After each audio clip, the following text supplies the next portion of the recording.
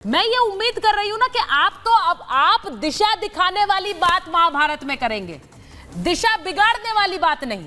और इसीलिए ये जो नारे लगते हैं, जो एक तरह से चुनौती देते हैं, ये भड़काने वाले नारे, इनसे बचने के लिए, क्योंकि ये सौहार्द बिगाड़ सकते हैं, इसीलिए कुछ गाइडलाइंस जारी की गई हैं। वो उन गाइडलाइंस के खिलाफ खड़े हो जाते हैं। उन गाइडलाइंस के लिए कहा जाता है कि ये तो एक धर्म को टारगेट करने के लिए गाइडलाइंस है। कैसे धर्म को टारगेट किया जा रहा है? मैं एक बार डर डीजीपी सर को अंदर लाना चाह रही हूं डिबेट में। डीजीपी सर, उत्तर प्रदेश के लिए ये गाइडलाइंस जो जारी की गई हैं, और ये हम स्क्रीन पर भी अगर चला सकते हैं, ये कांवड़ यात्रा के लिए भी जारी की गई है, ये मुहर्रम के लिए भी जारी की गई है। वो जरूरी है क्योंकि हम ऐसी तस्वीरें देखते हैं और ऐसी तस्वीरों से सौहार्द बिगड़ सकता है।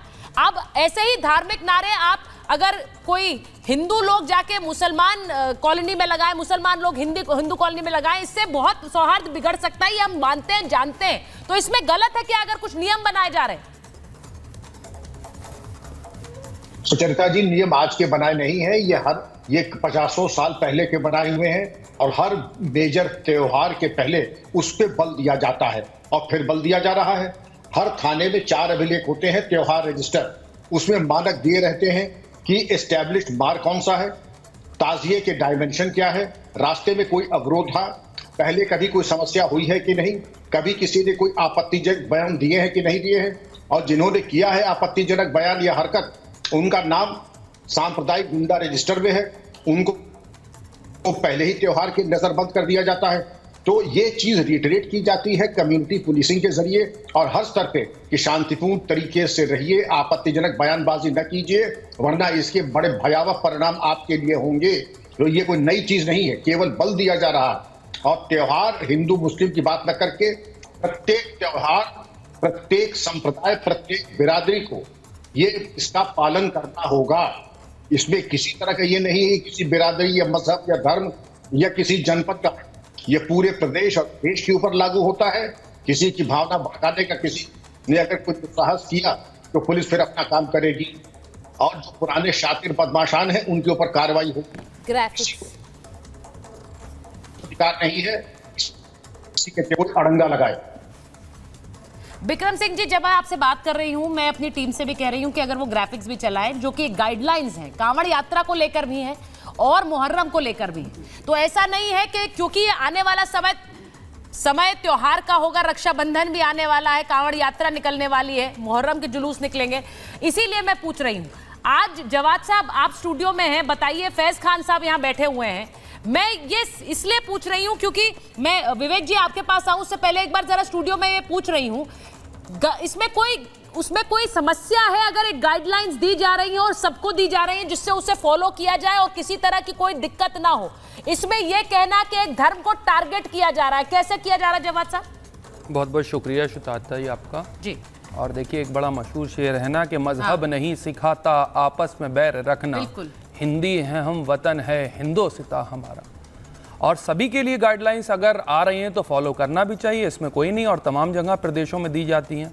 लेकिन मुझे हैरत की बात यह है, मैं थोड़ा सा इसमें पॉलिटिकल एंगल आपको दिखाऊंगा ताकि दर्शक भी देखें।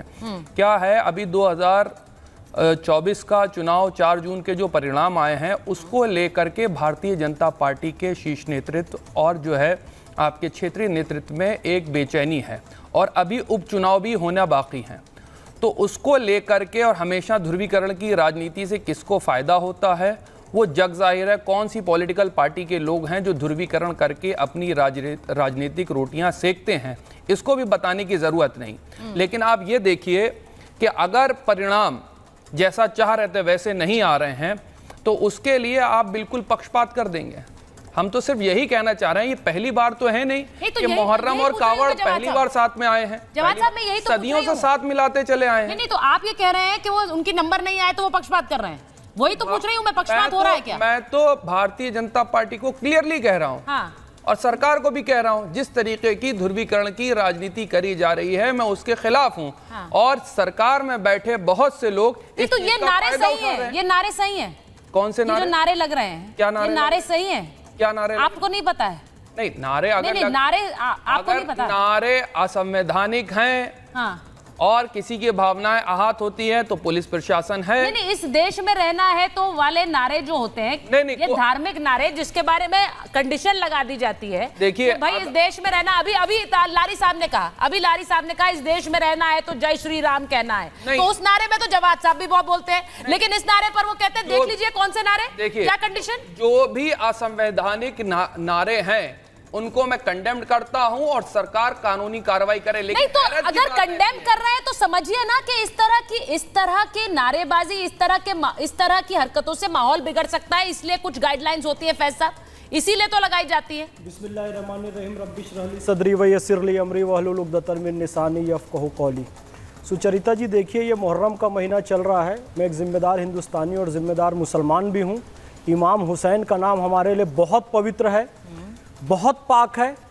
यदि कोई भी व्यक्ति और ख़ास तौर से मुस्लिम हो और इमाम हुसैन का नाम इस देश में प्रेम की जगह नफरत फैलाने के लिए करता है तो मुस्लिम समाज को आगे आना चाहिए और उन लड़कों को या उस व्यक्ति को स्वयं दंडित करना चाहिए, कानून के हवाले करना चाहिए, क्योंकि इनका नाम प्रेम का नाम है, नफरत का नाम नहीं है। ठीक इसी तरीके से जब हम अल्लाह अकबर कहें, जय श्री राम कहें, तो ये सुकून और सुरक्षा देने वाले नारे होते हैं, किसी की हत्या करने वाले या किसी को भयाक्रांत करने वाले नारे नहीं होते हैं। और अब मैं एक चीज़ बताऊं, पार्टीगत यदि बात करें तो एक बात सब जानते हैं कि मुसलमानों का तुष्टीकरण और राजनीति का अपराधीकरण कांग्रेस और समाजवादी पार्टी ने किया है। भारतीय जनता पार्टी या संघ परिवार कभी भी किसी का तुष्टीकरण या अपराधीकरण के पक्ष में नहीं होता है। योगी जी ने भी यही बात कही है कि पहले जिस तरीके से किसी भी जुलूस में, केवल मुहर्रम की बात नहीं है, दूसरे जुलूसों में भी जो भी असामाजिक तत्व होते थे और वो लाभ उठाकर दंगे फसाद करते थे भीड़ का, अब वो नहीं चलेगा। इसका सीट कम आने या ज्यादा आने से कोई लेना देना नहीं है। मोहन भागवत जी जो कि सरसंघ चालक है राष्ट्रीय स्वयंसेवक संघ के, उन्होंने स्वयं कहा है किसी पार्टी की सीट कम आती है, किसी पार्टी की सीट ज्यादा आती है, ये हर 5 साल में होने वाली प्रक्रिया है, जनता जनादेश देती है। पार्टियां अपना चिंतन मनन करें, हमें इससे कोई मतलब नहीं है कि किसकी सीट ज्यादा आई किसकी सीट कम आई है, तो इसलिए वो चिंतन मनन करेंगे। लेकिन सीट कम आई इस आधार पर किसी का घर जलान देना, ये पश्चिम बंगाल में होता है। महिलाओं के साथ दुष्कर्म करना कि तुमने वोट नहीं दिया, ये पश्चिम बंगाल और दूसरे राज्यों में हम देख रहे हैं, कर्नाटक या केरल में। ये भारतीय जनता पार्टी या संघ परिवार की सीख बिल्कुल नहीं है, इसलिए संघ परिवार के प्रमुख मोहन भागवत जी ने स्वयं ये बात कह दी है। मैं तो वैसी ये कहती हूँ, और यहाँ विवेक श्रीवास्तव जी बैठे हुए हैं, प्रेम शुक्ला जी बैठे हुए हैं, अगर मैं किसी को भी इस तरह का नारा लेना, विवेक श्रीवास्तव जी कहें कि आप जबरदस्ती बोलिए इस देश में रहना है तो जय श्री राम बोलना है, ये नहीं है हमारी संस्कृति। हम किसी को भी ऐसे नहीं कह सकते कि आप इस देश में रहेंगे तो जय श्री राम कहेंगे।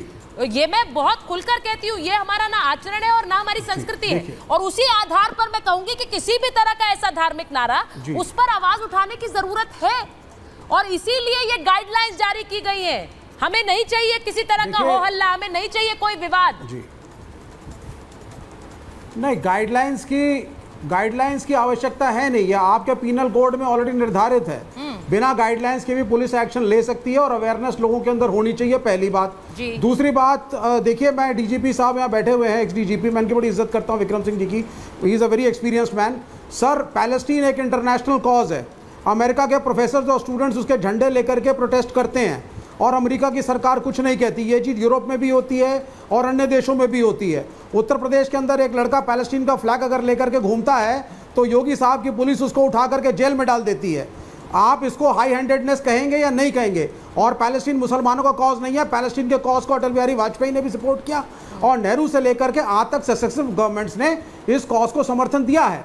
तो एक हाई हैंडेडनेस माइनॉरिटीज, खासकर मुसलमानों के खिलाफ योगी सरकार में और खासकर 2014 के बाद इस मुल्क में देखी गई है।